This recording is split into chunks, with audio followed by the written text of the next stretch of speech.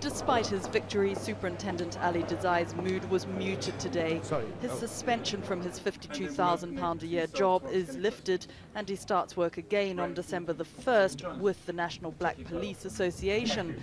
But he knows the battle is not yet entirely over.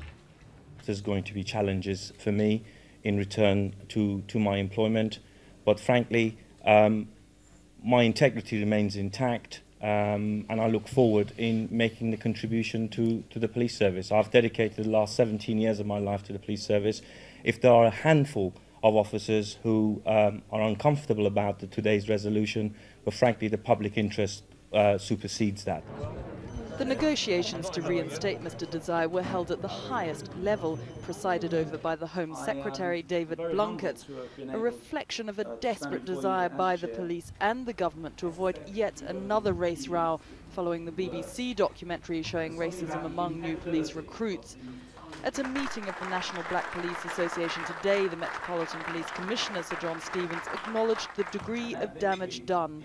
There is absolutely no way that we can police London properly without the proper cultural mix that reflects the population. And all of the work, Leroy, you, I and others have been absolutely closely involved in the last year or two, I think stood a chance of being lost. The targets that have been set and met, 50% more ethnic minority officers in the last 2 years, could well have disappeared.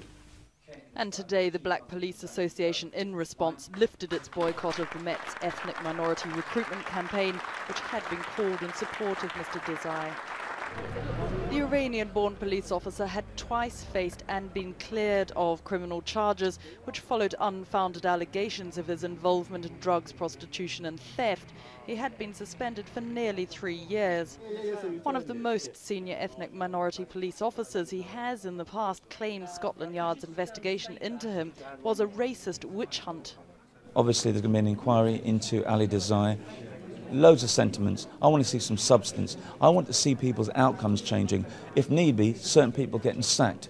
I've said before, we're going to start naming and shaming. We put in various case studies and testimonies to the organisation so that they do the right thing. If they won't do the right thing, then we will name and shame them publicly.